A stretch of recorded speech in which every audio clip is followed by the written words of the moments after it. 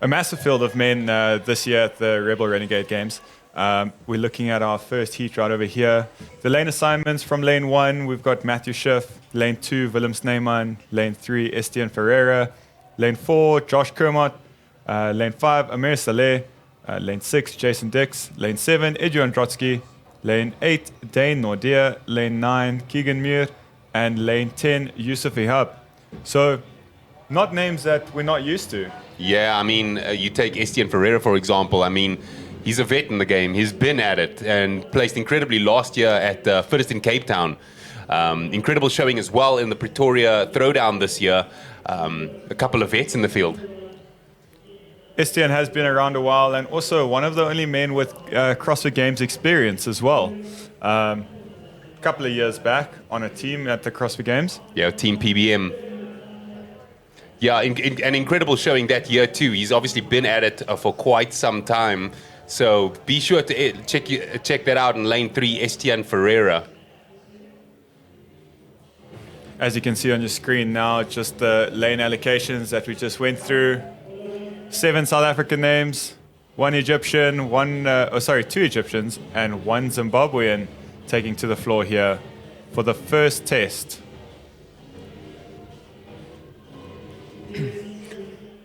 Now, Matt, we saw a couple of interesting strategies employed in this exact workout on the ladies' side not too long ago. Let's see how the men stack up. Yeah, so if you did just tune in, we are still busy with semifinals, test 1. This is our first heat of the men's division. 4-time, a 3,000 meter assault bike, hand over hand. Sled pull. Sorry, a hand over hand sled pull. 2,000 meter run on the assault runner, hand over hand sled pull, 1,000 meter ski erg, and then you finish off with another 3 lengths of hand over hand sled pull. I think the most notable thing, the men's sled is loaded to 102 kgs, 225 pounds. Yeah, no, listen, that is quite a mess to move. 100 kg. For most people, 102 kg deadlift in a Metcon is a load. And now these guys are expected to drag it along the floor. 9 lengths. Yeah, but listen, there's a couple of big boys in this pack. Keegan Muir out in lane number 9 is a unit of an individual. So I think this is going to be a hotly contested one. We didn't unfortunately get to see that time cap getting beaten in the first segment, or the ladies event 1.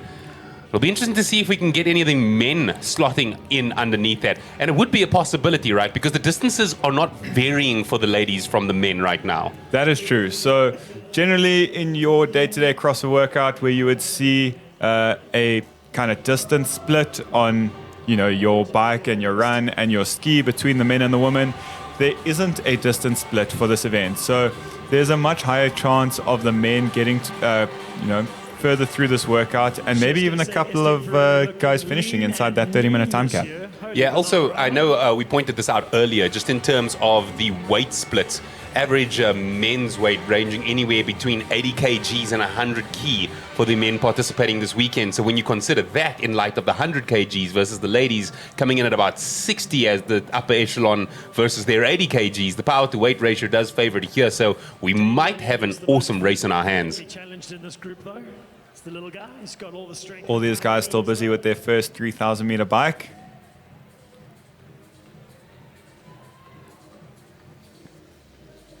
And we've got a hand up. That is for Josh Kermott in lane number 4. As well as Matthew Schiff in lane number 1. These implements do tend to favor the big boys, wouldn't you say? Especially the assault bike. Yeah, that tends to be the the assault bike, the row, the ski. The bigger you are, the heavier you are, the easier it is to move the machines. Estienne and Josh joining the race now.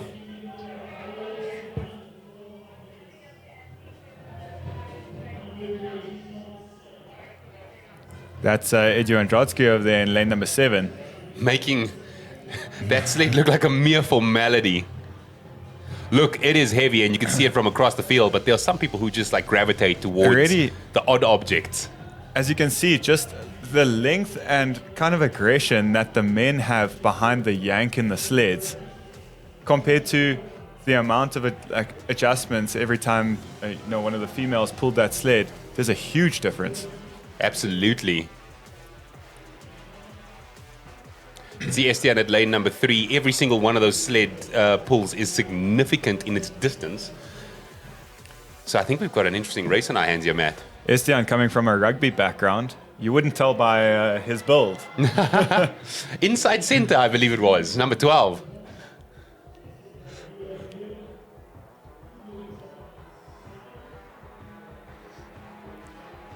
We're focusing now on Josh Kernot on your screen.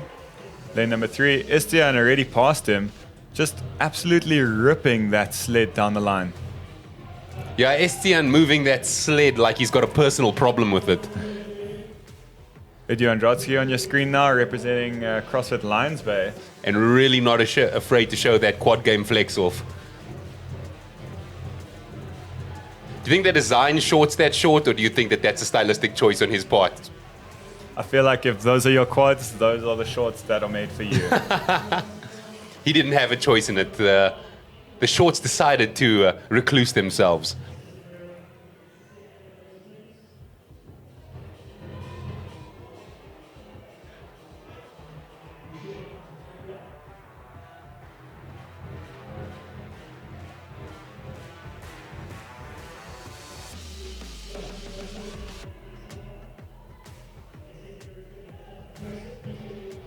Oh, Edu Andratsky is already onto his 2,000 meter assault run. So in just over 6 minutes. So I know we did a lot of analysis as far as, I guess, running as far as the ladies are concerned. But Matt, what's your experience? Do taller athletes generally tend to run better? Does a run favor a taller athlete, given that, I guess, each stride is more maximal distance? Again, I'm not really big on running, but I think it always comes down to your style. Running isn't necessarily about how long your steps can be, because you're automatically going to kind of turn into a heel strike. The longer your step is, the harder your heel's going to hit the ground. I know tall athletes that are phenomenal runners. I know very short athletes that are also phenomenal runners. So I think if you're able just to tilt that chest forwards, let your body kind of fall into your stride, and light taps on the floor. That is kind of what we're looking at. There's no real need, especially here on the assault runner, to be a taller athlete taking longer strides, because that natural curvature of the machine doesn't really allow for that. Absolutely. In fact, what's interesting about the assault runner, the further you decide, or the longer you decide to make your stride, the more taxing it becomes, actually, because you almost try to, or you unintentionally create a bit of a heel stimulus, which then chows up the calves and removes a lot of the stimulus that should be deferred to the posterior chain, to the calves. Estienne Ferreira in shot right now, looking smooth at the moment, having made work of that sled. Just at the back of your screen there, you can see Dane Nordia just struggling a little bit more than the rest of the guys with that 100.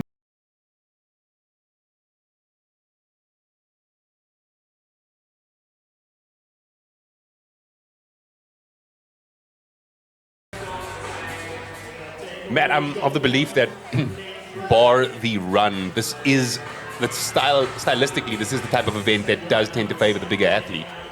Exactly, and I mean, we got some interesting stats here, like just having a look back there at Dane Nordia struggling with the sled. As we mentioned before, Dane's listed weight is 70 kilograms as his body weight, whereas an athlete like Estienne Ferreira is kind of more towards that 95, 100 kg mark. So you can definitely see how these athletes' body weight is playing a role on the ease of how hard they're able to pull that sled across the floor.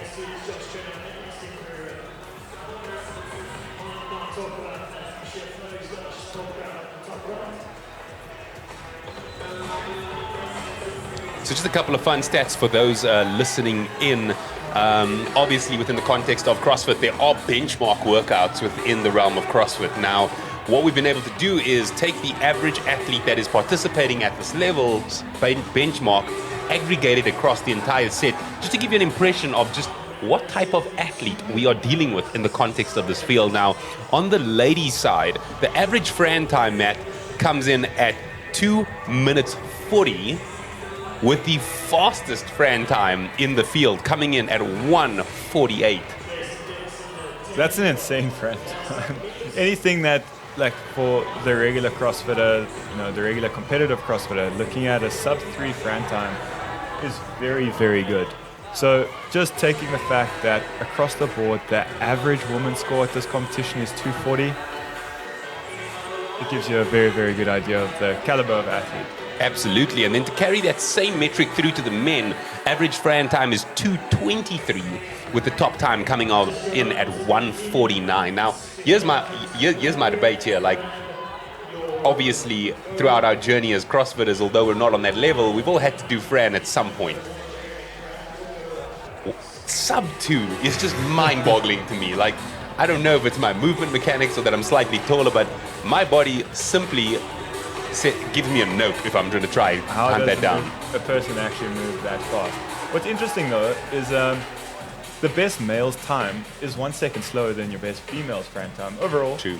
But the average overall is almost 20 seconds faster on the men's side. Quite interesting stat. Just have a look at this. So across the board, the average Fran time for every single male competing today is 2:23.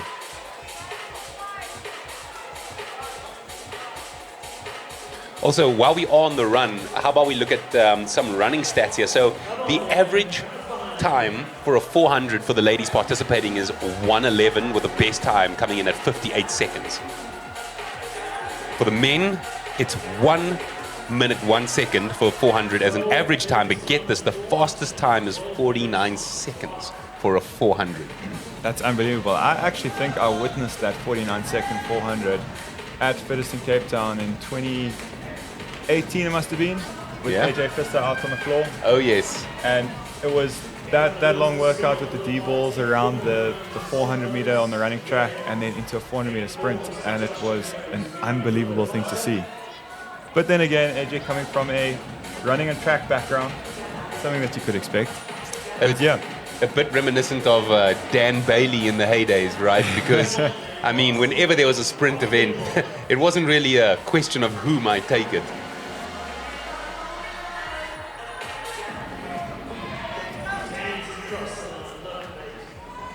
Matt, in your time as a coach, have you found that athletes having performed in many other sports pivot well into the sport of CrossFit?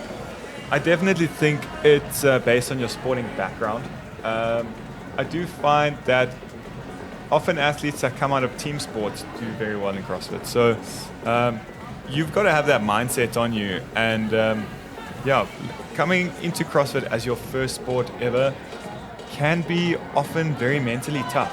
Yeah. I feel like a lot of the time, a regular sport, if it's school, team sport, club sport, it builds a lot of mental resilience. Yeah. And I feel like that might be the one thing that could be lacking. As we discuss the younger generation coming through, you find CrossFit, it's just you, especially if you're not on the team side. And we can already see, like, going forwards, that it is starting to have an effect on the amount of pressure that individual athletes are putting on themselves, because maybe they don't quite know how to handle that. Coming from a team sport, but yes, having some kind of sporting background definitely, I think, benefits your CrossFit journey. Yeah, I think, Matt, one thing that's interesting is, especially in the coaching realm, when new individuals enter into CrossFit, especially if they're not competitive, which is, I think, the broad majority of athletes walking into a CrossFit box, the one thing I've witnessed in my time in the game is that where sport helps you is to have a base understanding of mechanics, and that usually pivots well into the sport. So there's certain movements that, yes, we naturally will gravitate being better at than others as athletes. But what's interesting is if you, for example, have played rugby, which requires you to understand a broad domain of movements, and a lot of time in the training room, that pivots well to the sport. But then going back to my discussion earlier, I really feel like there's a huge hole in the market for how beneficial CrossFit could be to facilitating other sports, like the growth of other sports. And I still think that, especially in South Africa, we're a little bit behind on that whole idea of using this one sport to greatly improve all of our other sports, just because of how vast and how varied the sport of CrossFit really is. Absolutely, and because CrossFit is so vast and varied and encompasses a broad domain and modality of movements, like if you just take, for example, running, for example, the pure implementation of plyometrics, which is something we do on a day-to-day basis in our box jumps, in our Olympic lifts, has such a good influence on your ability to perform at the highest level if it's included in your training regime. Estienne looking like he's about to wrap up that run. 200 meters remaining, in fact 100 now that I mention it. If he keeps this pace up, Matt, I think we might have an event win for one Mr. Ferreira, but let us not get too ahead of ourselves. Estienne is off. He needs to grab that rope and run it to the other end of the arena. Hopefully not letting it knot on the way down. I see what you did there.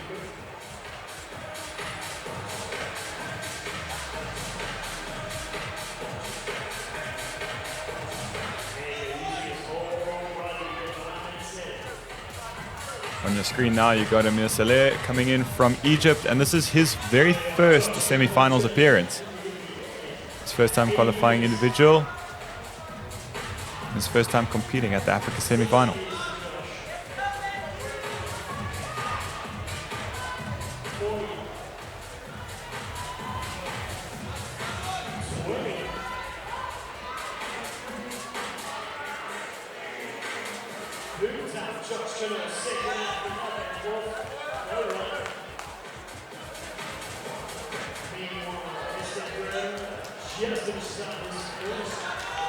Josh Kernock back on your screen, getting off the assault runner from his 2,000 meters, just behind Estienne. Estienne having racked up one length already, asserting some early dominance. Matt, 17 minutes into this, are we looking at a potential threat to the cap? I definitely think so. Just judging by the previous heat, our ladies were only finishing their first round in around that 10-minute mark. Only getting onto the assault runner then. So, Edjon Drotsky right over here, ripping CrossFit Lions Bay, pulling his sled right over his rope. It's going to make that interesting to turn it around. Matt, that is a massive man. Edjon. Yeah, he is huge. He looks like he's born with the type of genetics most of us wish for. So do 90% of CrossFit athletes.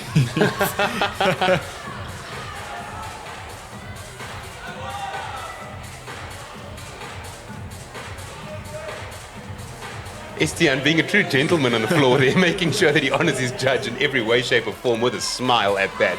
But also just ensuring he doesn't overpull that any further than he needs to, just inching it centimeter at a time. Absolutely. And while on the topic, I mean, we've obviously, while we're seeing the rope break getting broken out, the rope climbs tomorrow, slightly newer standard this year, seated. Now, in your opinion, how does that change what we've come to know as the traditional legless rope climb from day-to-day basis? Oh, that's going to be a huge game changer, because it completely takes out half the climb that we're so used to just jumping into. Yeah. So yes, a legless rope climb, much more difficult, but if you're able to already clear half of the distance in your first jump, Sure. technically you only have 7 feet to climb. Absolutely. Now, dropping the standard all the way down and enforcing that full 15-foot rope climb. And not only that, starting in an L-sit. Yeah. Holding an L-sit is not the easiest thing in the world.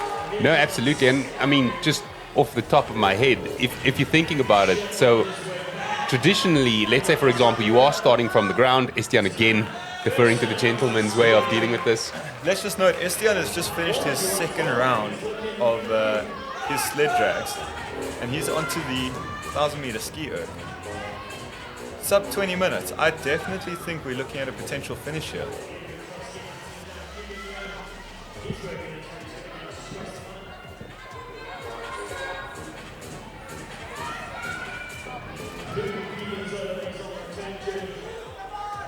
setting off at a nice comfortable pace in that ski erg, probably just getting his lungs back underneath him. Yeah, looking comfortable. Literally looks like he's through his first 100 meters. Judging by his judge's hand signal. Stretch in the back there. He was in studio with us earlier on, and he's now moved down onto the floor to MC the individual events. Kent Klein up, sitting alongside me for the individuals, and down on the floor to MC the team events.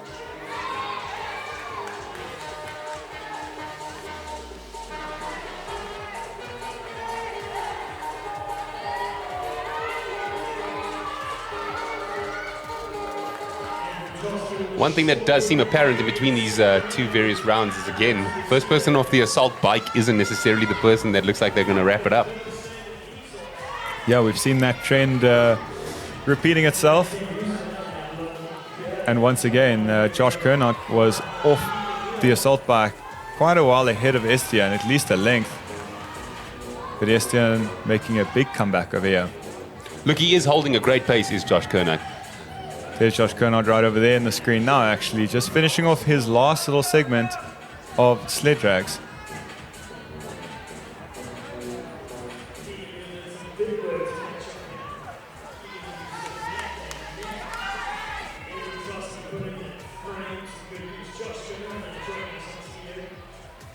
At the bottom of your screen here, we've got Matthew Schiff representing CrossFit Juggernaut down in the Western Cape as well. This is his first individual, no, his second, sorry, I apologize, semi-finals appearance.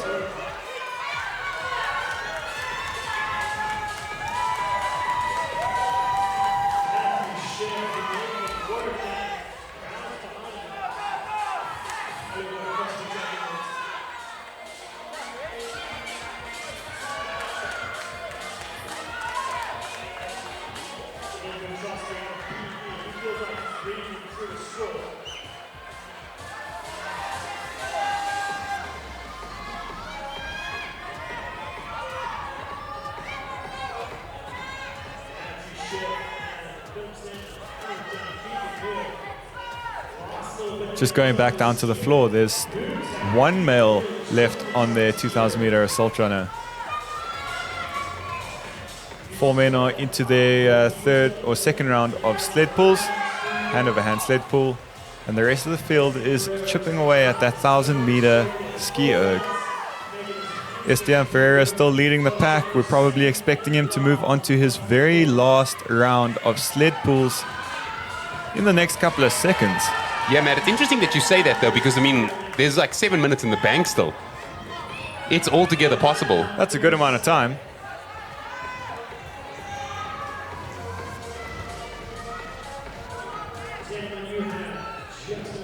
In your screen now, lane 9, you got Keegan Muir and Yusuf Ihab.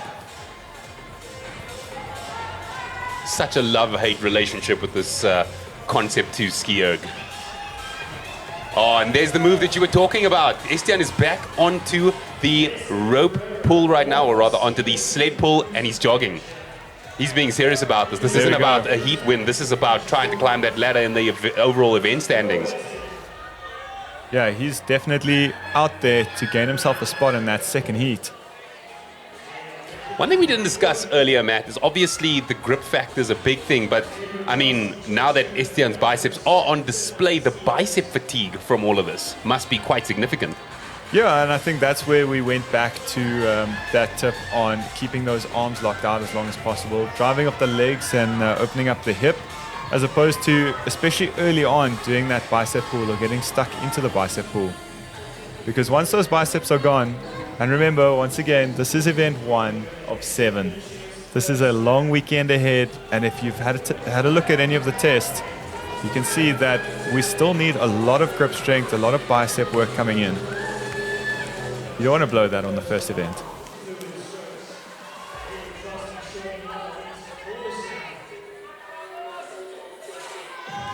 Estienne onto that second pull already.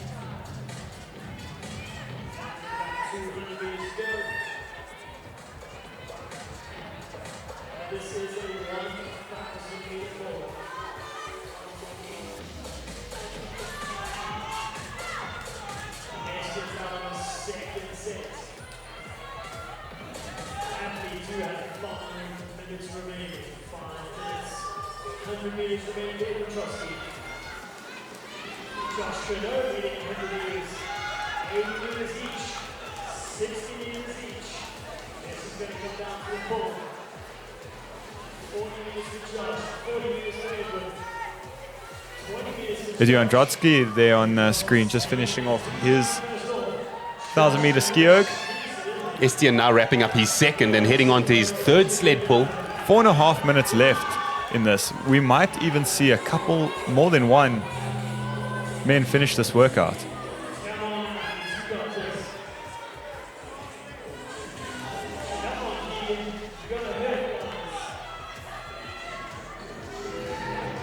And here we go. Estienne Ferreira is on his last length of sled pull. 102 kilograms loaded on that sled, 225 pounds. And Estienne making not so light work of it anymore, but to get to where he is right now in the workout, this is definitely where he's shining in this event. Yeah, look, the cumulative fatigue is definitely settling in, but he looks like he's going to have no issue blasting the time cap square out the water. Starting to take a look at his hands. We might be at risk of ripping.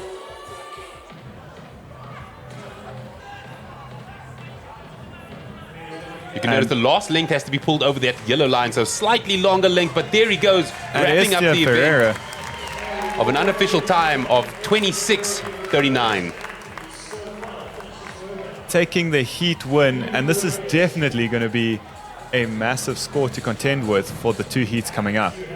That's the first completion we've seen today, Matt. Just in lane number 4 there, we've got Josh Kernot.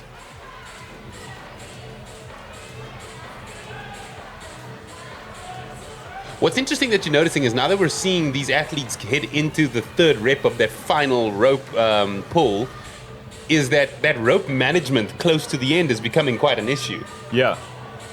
I think that's just from being used to, finding a rhythm of where that rope is landing now every single round and then having to shift it for that extra little pull at the end. Absolutely. So you're essentially just banking a whole lot of rope between your legs, and then you've got to, I guess, near the end for that final pull, just move it all across the side again. There goes Amir Saleh. He's also in his final 2 lengths of the rope pull. Still got just over 2 minutes left on the time cap. It is very possible that we're going to see a couple more men finish this. Idjo Androtsky over there in lane number 7. Looking to be turning that sled around to complete his final length 2 potentially.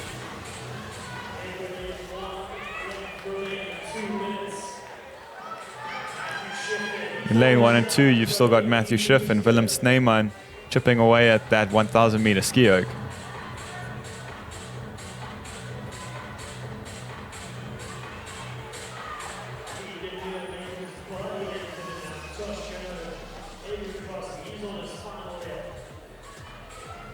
Idjo Androtsky over there in lane 7, you can see that one sled moving in the opposite direction to the rest. This is his final length. He's got 1 minute and 20 seconds left.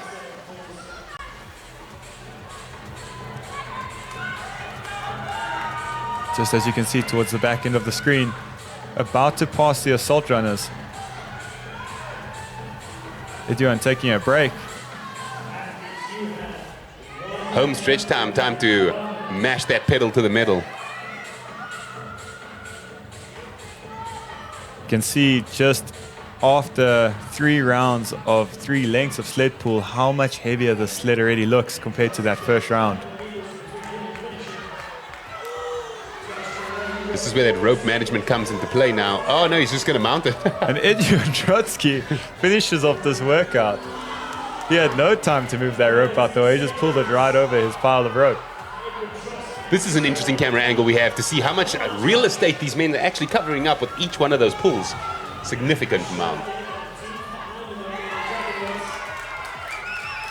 There we go, taking a look at lane number 4. We've got 15 seconds left. Josh Kernot on his last pull.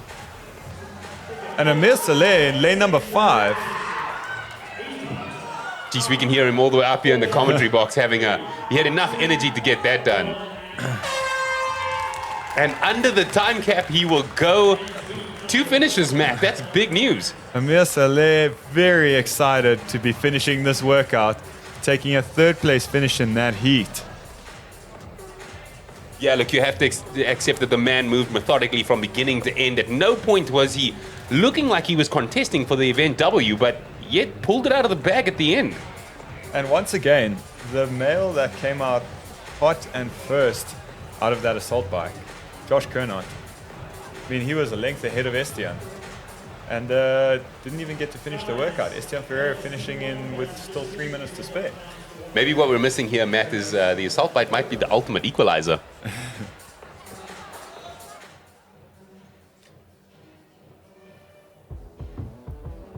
There we go. So just going back on a couple of replays over here, we can see Dane Nordia there in the front of your screen. He struggled the most with that sled, but again, going back to a body weight potential issue.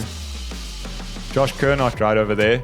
He came out this workout first and a good way ahead, but then just slowly dropping down the pack as the workout went on. Yeah, unofficially finishing in 3rd. We will confirm those stats shortly. Eddie Andratsky, he managed to pull it back, finish out in 2nd position. Matthew Schiff on the screen.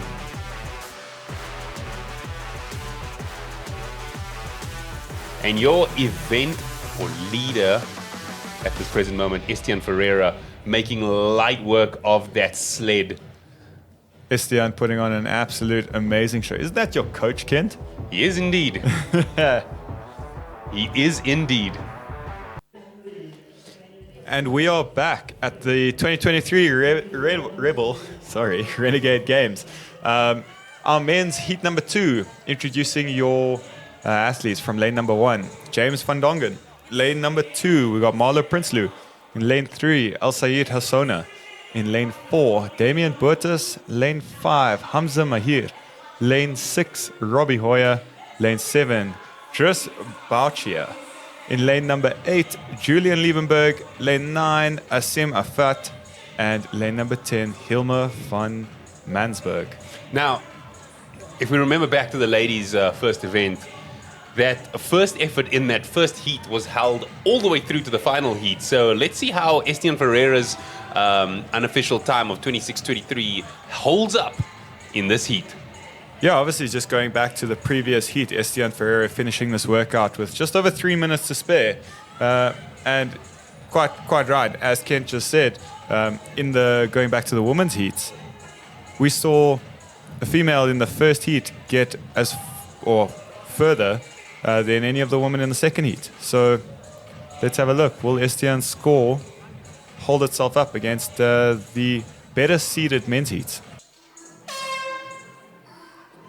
And they're off. Your second men's heat for individual semi-finals, test number 1. If you have just recently tuned in, this is the 2023 Rebel Renegade Games, Africa's official no-bull CrossFit Games semi-final event. We are busy now with test number 1. This is the second heat of the men's division. 4-time, a 3,000-meter assault bike, a hand-over-hand pull for 84 feet, a 2,000-meter assault runner, a hand-over-hand pull for 84 feet, a 1,000-meter ski erg, and then finishing off with a 92 feet hand-over-hand sled pull. Keep in mind, the sled weight for the men is 102 kilograms, 225 pounds. 30 minutes on the time cap. This is the second heat. In our previous heat, we had 3 men finish inside the time cap. Estienne Ferreira taking the win with almost 3 minutes to spare. Eddie Andratsky in second. And finally, we had Amir Saleh in third.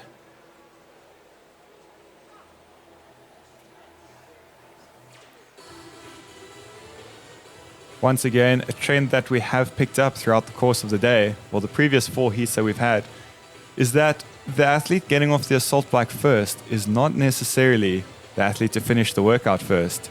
That actually seems to be on the opposite end. So let's see if we're able to continue that or if we're going to change things up a bit. Actually makes you wonder why, right? I mean, I made a joke earlier to say that it might be the ultimate equalizer, but what's interesting is the bike does tend to favor the bigger athlete. And it kind of makes you wonder, is the bigger athlete expending so much energy trying to get that done that by the time they get to the run, they're blasted.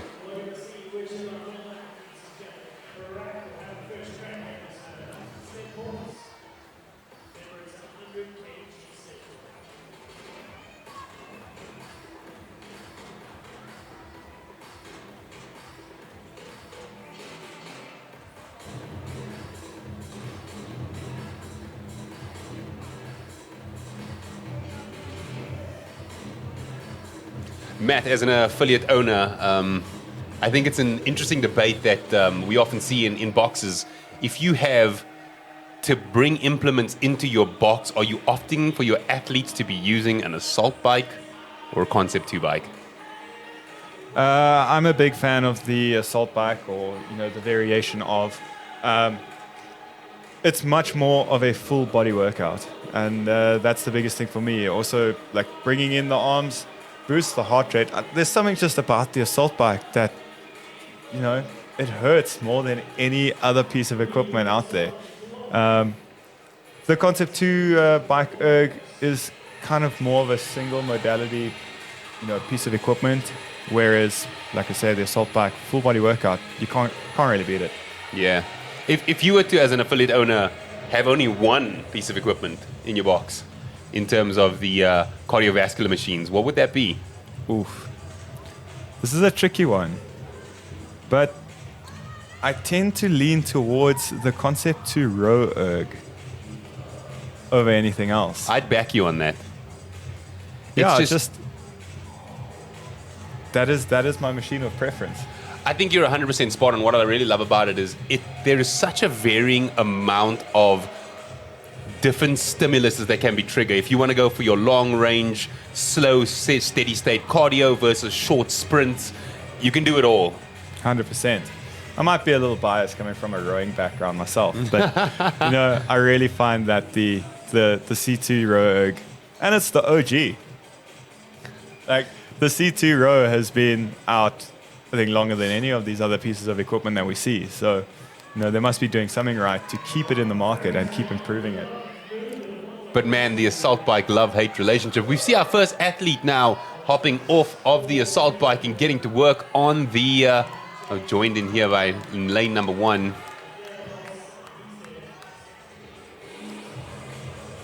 Steady flow, Matt. Look, all of these athletes are starting to attack that rope now. Yeah, it seems like they were all kind of pacing off each other on that bike, getting off at a very similar time.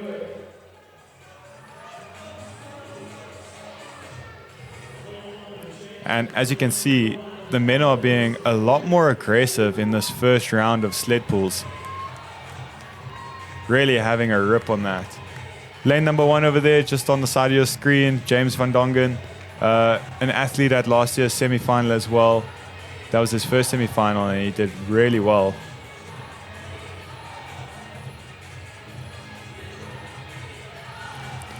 We're focusing now there on lane number 2. That's Marlo Prinsloo. This is Marlo Prinsloo's first semi-final appearance in both either team or individual.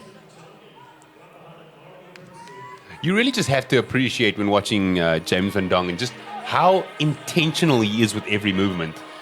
It truly is like a masterclass watching him move across the full spectrum of movements in CrossFit. He really, really, really is a movement specialist.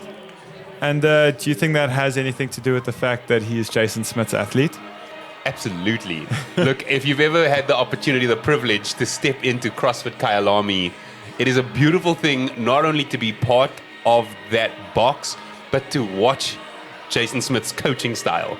What's interesting is he takes his role seriously as a coach, but also really takes his role seriously as an athlete. So I'll never forget the first experience I had in the box. We were doing a snatch drill, and the man between looking at athlete and athlete was just doing a casual 50 set of double unders and then a casual 10 set of burpees, because his fitness was important. Always moving, eh? Always moving.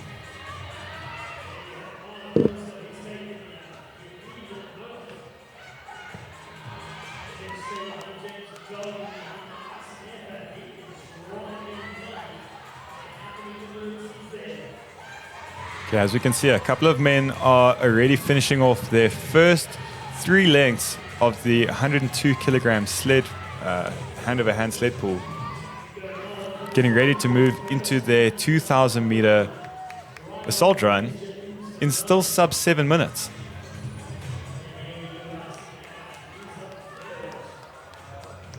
As you can see, the judges being very sticky on that standard of how far the sled needs to pass through those lines at the end there.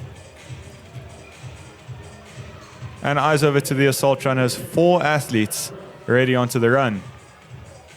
And James van Dongen in lane number 1 looking very strong. Lane number 9, Asim Effort on screen, moving really well for a unit of a man.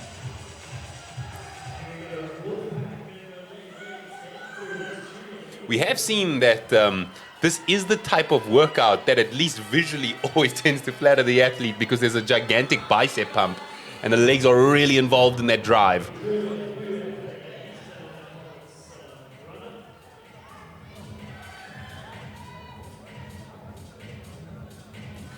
James in lane number 1 here looking very comfortable on his 2,000 meter run erg. And you can see he's shaking out his arms as he runs. He's not keeping his elbows up as high as the other athletes.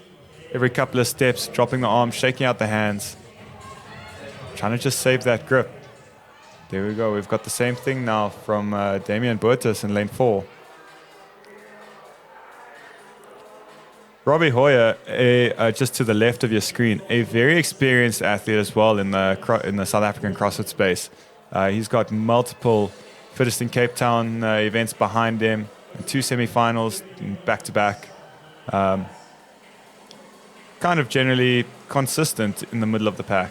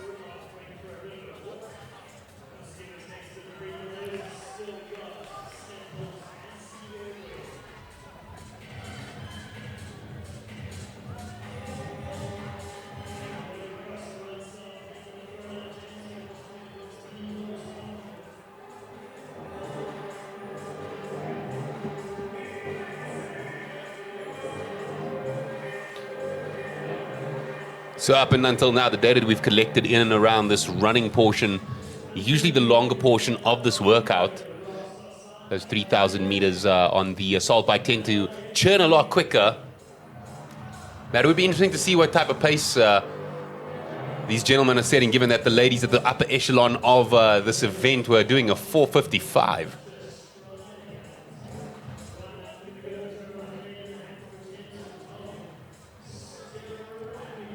Just at the bottom of your screen now, Dries Boucher. Looking nice and comfortable.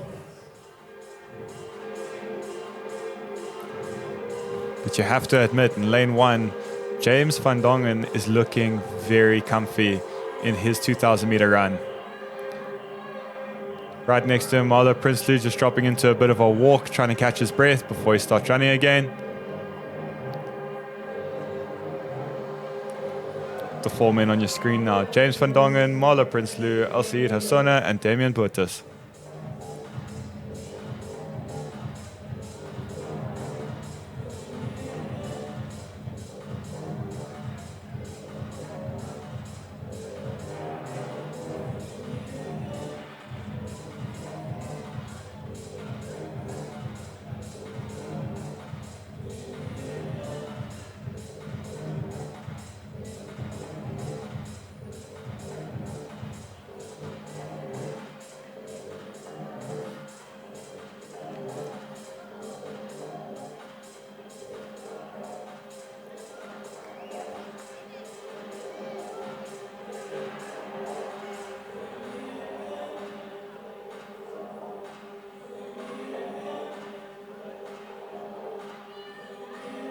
James van Dongen in lane number 1, once again, not slowing down at all.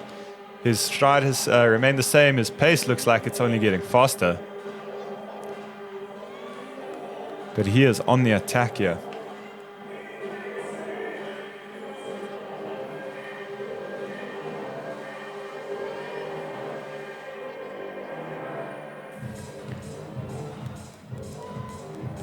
And there, just in the bottom right-hand corner of your screen, Robbie Hoyer once again. A big name in the sport, finishing 17th in Fittest in Cape Town 2021, our first sanctional event in last year at Fittest in Cape Town, finishing 9th. Taking a event win in both years. So Robbie, definitely not an athlete just to kind of push aside. He is here. He finished top 10 last year. He will want to improve on that this year for sure.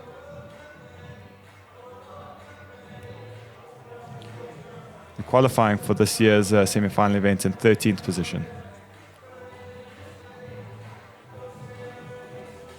You see the cumulative fatigue definitely catching up with Marlou Prinsloo there. Still racking up those meters, but at a casual stroll at the moment. Yeah, you can see him just shaking his head slightly. I think he's just starting to struggle a little bit towards the back end of that 2,000 meter run. Meanwhile, James looking like, again, making this like a mere formality. James looking like he just started the run. Absolutely.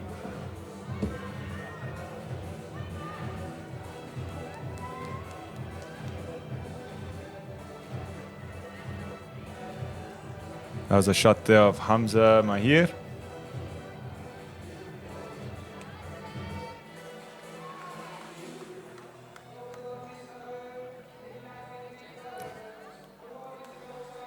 There, just at the top of your screen there, we've got Hamza Mahir. Coming all the way from Morocco, repping CrossFit 40p in Seoul. Oh, and he's currently living in Seoul. So born in Morocco, living in Seoul, Korea. She has made quite the trip.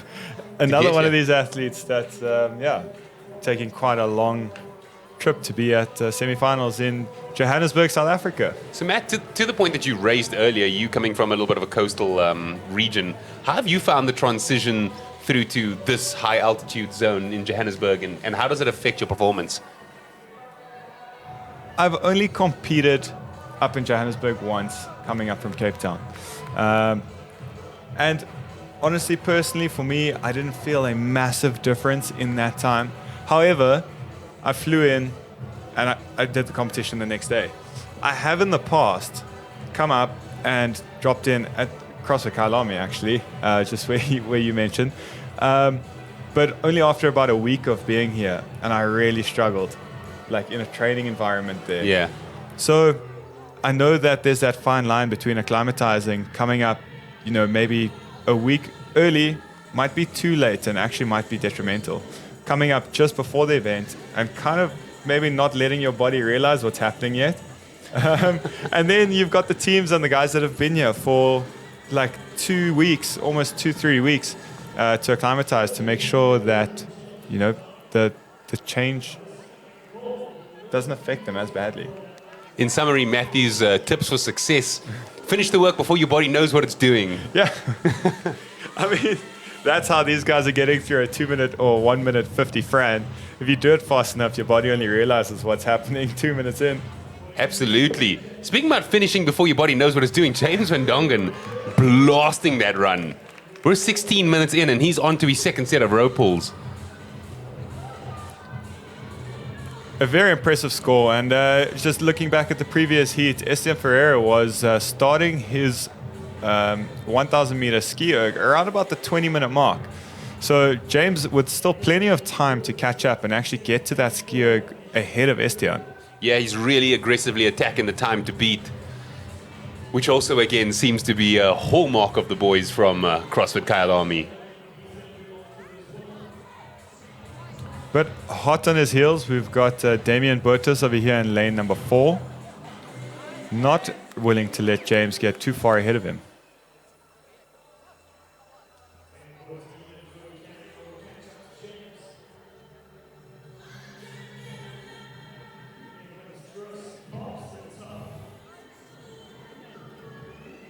And off with the t-shirt we go. That is a regular trend in the sport of CrossFit. There seems to be a cotton allergy in the air whenever there's a competition.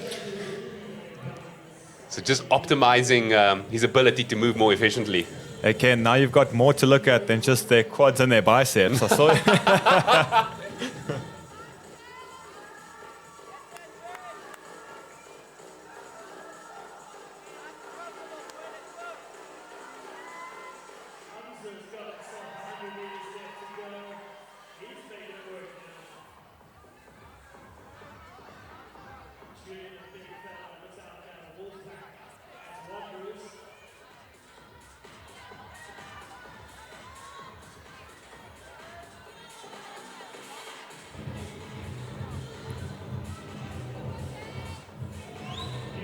A few athletes still remaining on the assault runner. Looking to wrap that up now.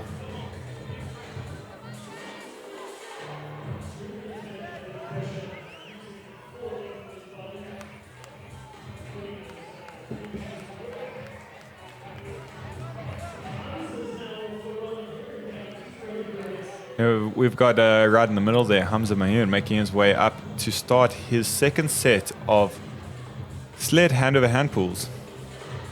Marlo Prinsloo, he's definitely picked up the pace again now after taking that leisurely stroll.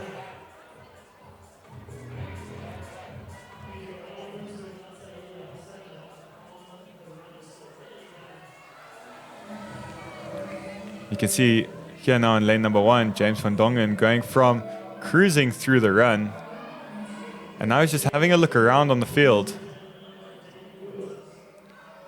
Can you see this nice shot over here? We were discussing the shoes earlier. And this is exactly what my worry was about wearing this type of shoe. You can see that his toes are diving straight into the mats because of that foam and lack of kind of, flat-footed grip. Yeah, I guess ultimately the most efficient movement is you optimizing the drive out of the posterior chain to maximize torque on that rope. It's compromised, which I think was a great point that you were making, although it might suit the run a little bit better. But you can see it right over here with Robbie wearing a different kind of shoe that's a lot more flat-footed. He's able to put so much more drive through his heels, which is obviously going to activate a lot more, as you say, on the posterior chain. Whereas on the other side, always pushing down off your toes might overload the quads. I really appreciate the way that Robbie's been attacking this workout. He's made every portion of this workout look casual. But once again, we've mentioned this a few times, but another experienced athlete. He's got so much competition experience that he knows himself so well. And again, like looking at the lineup of the men, a lot of athletes in the men division here having their first time appearance at a semi-final event. This is Robbie's third consecutive row, so he might just know what's going on.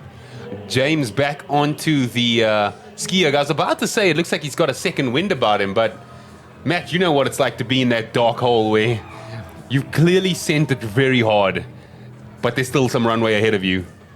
And Damian Burt is making a huge comeback here. Kind of coming out of nowhere, but getting to the skier at the same time as James. Now, once again, a little bit of a bigger build. As you can see, James is a bit of a smaller guy. Is that going to play in Damian's favor?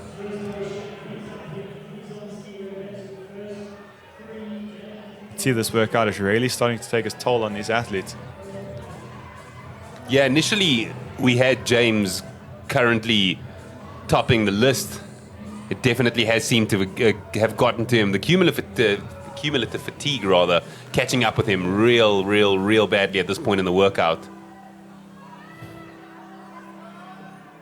Damian Burt is putting up a very impressive show for his very first semi-final event, or competition as a whole. Damian is out of Plotbox CrossFit in Benoni North, Gauteng, so he's used to the altitude. It will be a topic of discussion for the remainder of the weekend.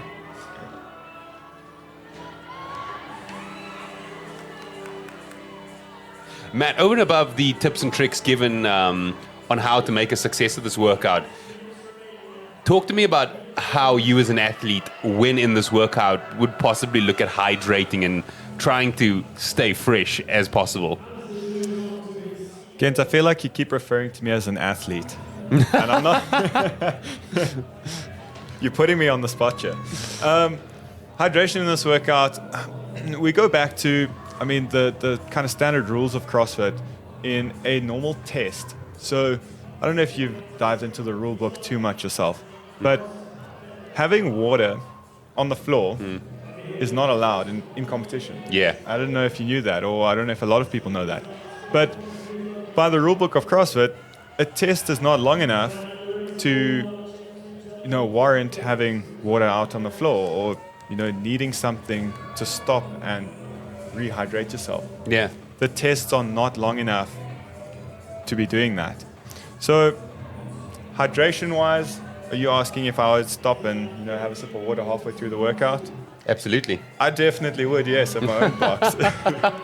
But in competition, not allowed.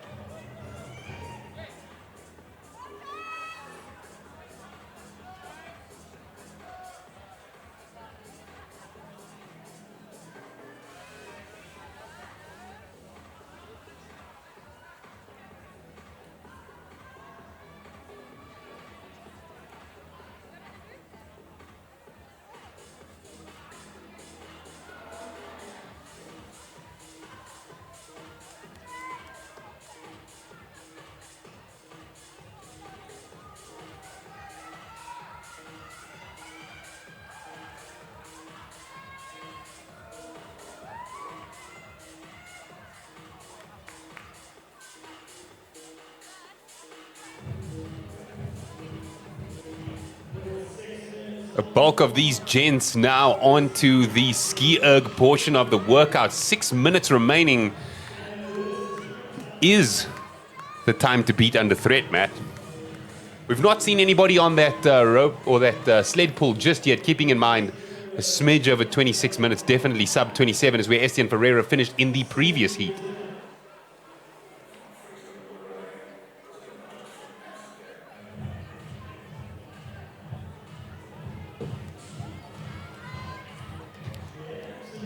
And right over here in lane number 7, we've got Dries Boucher, who is almost complete with his ski meters.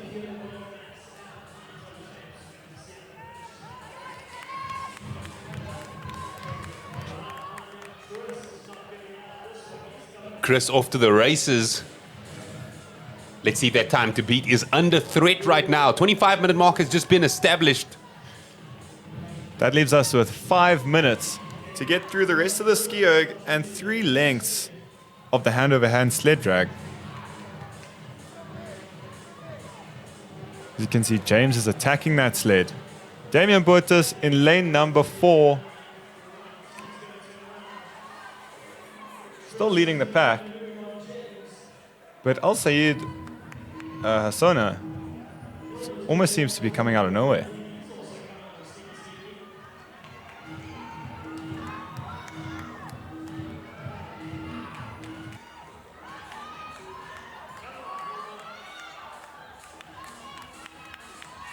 Oh, you've got the list there.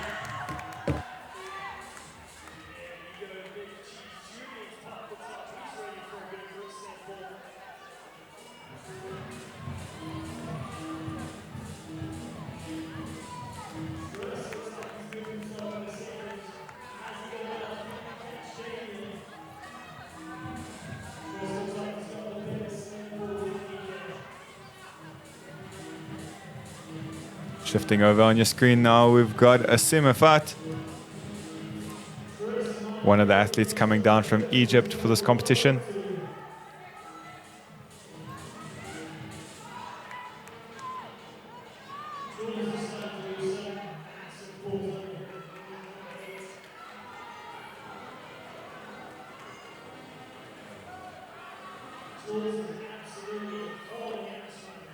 And let's shift your focus over to lane number 4.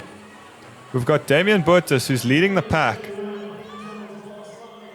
And he's about to start with his final set of hand-over-hand sled pull.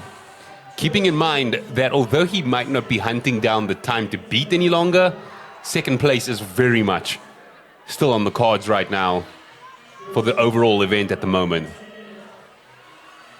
In the first heat, only 2 additional athletes other than Nestian Pereira finishing in that event and sliding just underneath the time cap.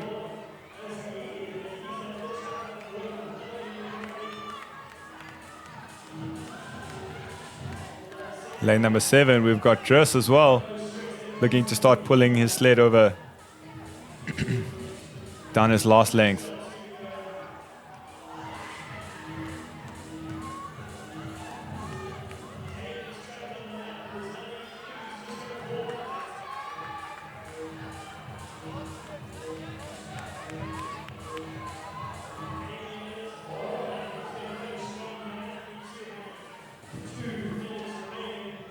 And here we go, the man of the moment, Damian Burtis, currently leading your second men's heat. A little under 2 minutes to go.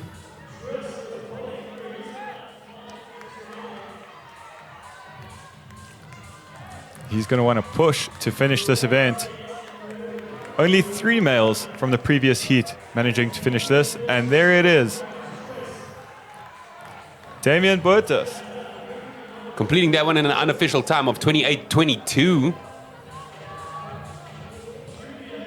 Damian with his very first semi-finals appearance out from Plotbox CrossFit in Benoni. Shifting the focus over here once again to James van Dongen, who came out absolutely swinging. Definitely looks like he's going to get in underneath the time cap for sure. Big flurry to the finish and just needs to cross the yellow line completely. And James finishes just underneath that 29-minute mark. Does not seem happy with the result though.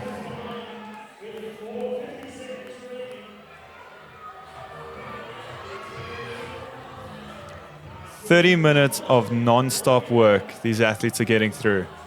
And we are talking about like high-level taxing to the central nervous system grunt work here. This is massive. Like, this 102-kilogram sled is a massive load to be carrying.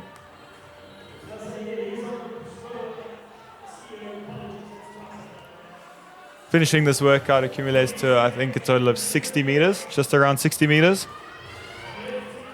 Which is crazy, because like the cumulative effect both on the grip as well as on the posterior chain is massive. That said, 5 seconds on the final few seconds of this workout. And the camera there is on Hamza Mahir, who also, just like Amir Saleh, right in the last closing seconds, managing to squeeze in an event finish. So once again, 4 athletes finishing that heat. Cool. We're going to take a look at a couple of replays out of that heat number 2.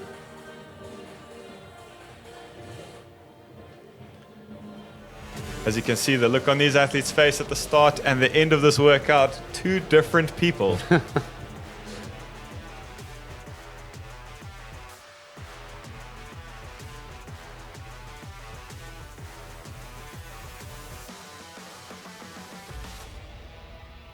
Once again, Julian Liebenberg coming off of that assault bike first in the pack, but then not quite managing to hold on to that pace throughout the whole workout.